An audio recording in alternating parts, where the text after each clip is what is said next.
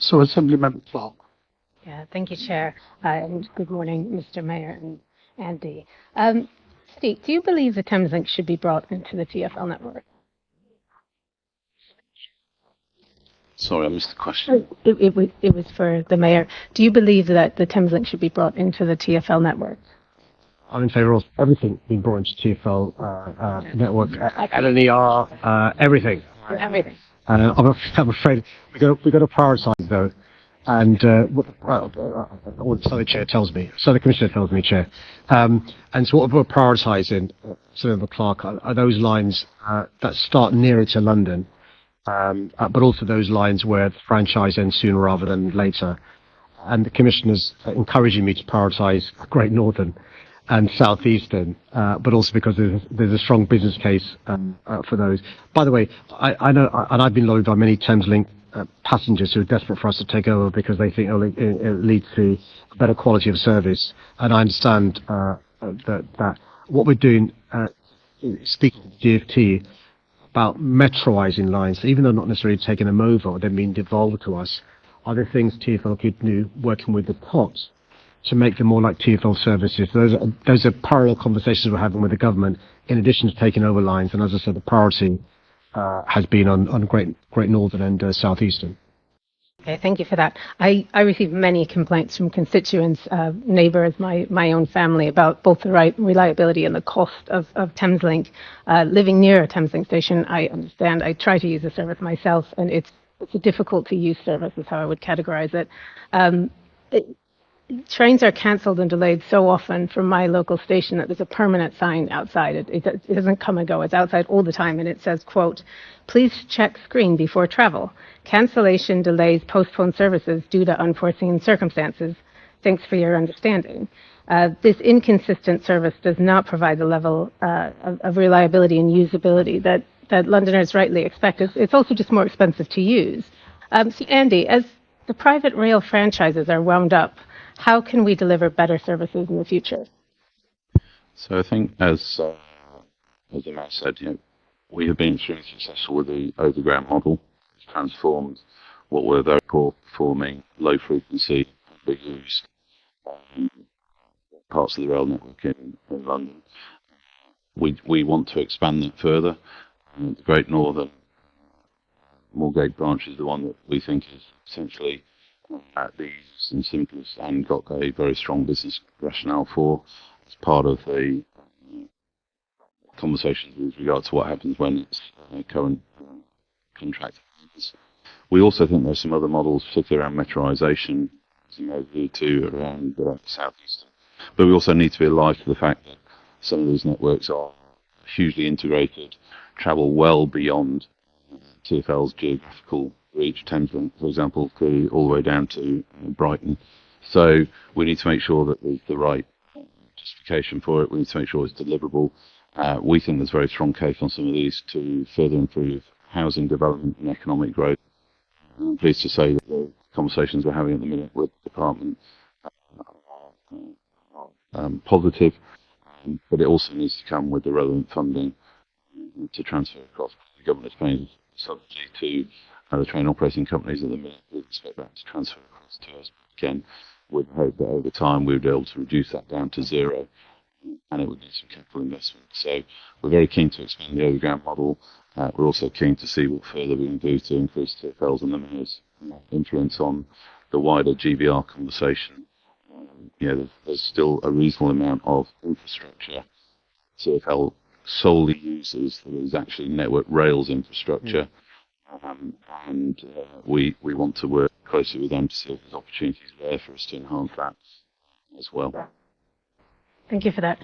Following on from earlier comments about the excellent 310 bus, I want to reflect on the triumph of the campaign from the London Jewish Forum, from the Board of Deputies of British Jews, from lots of individual residents across North London who really campaigned, including politicians, for some as long as a decade, including Joanne McCartney and Andrew Dismore. I was delighted when I was at the hustings at JW3 when Sadiq announced a campaign pledge to, in fact, bring a bus similar to the 210, it wasn't yet named the 310, that would connect North London's Jewish communities. It was a further joy to join the launch in Golders Green with Sadiq, with Andy, with Thakman, RMP, and with Barnett's cabinet member for Environment, Alan Schneiderman, and many, many campaigners. Mr. Mayor, would you agree with me that this has been an excellent example of TfL, yourself, and others working with communities to realise the transport links that people need? Well, can I just commend the member for her assiduous lobbying on this issue ever since she first became a member, even before. Actually, it's a tribute to the campaign from local residents and the local community, both in that part of London and also in Hackney as well, for the direct bus without the need to change. She'll be aware there is still lots of opposition, and there are concerns about there being a bus that gives the impression to one community when she and I know it's not. But it's really important to understand that people's needs in our city are different based on a variety of factors.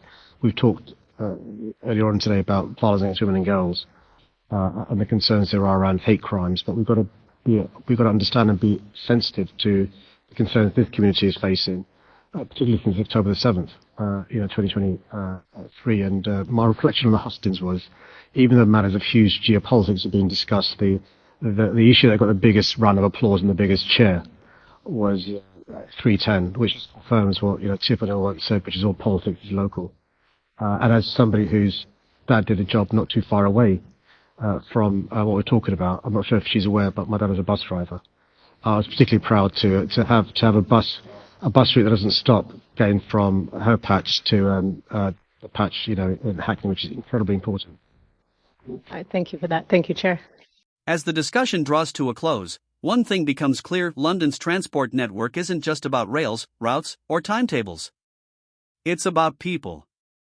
From frustrated Thameslink commuters demanding reliability, to proud campaigners celebrating the new 310 bus, these voices remind us that every train delay, every overcrowded carriage, every cancelled service tells a human story.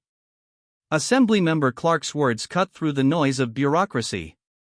Her question, should Thameslink finally come under the control of Transport for London, strikes at the heart of accountability. Who really answers to Londoners when the system fails? Mayor Sadiq Khan's response was a mix of ambition and restraint.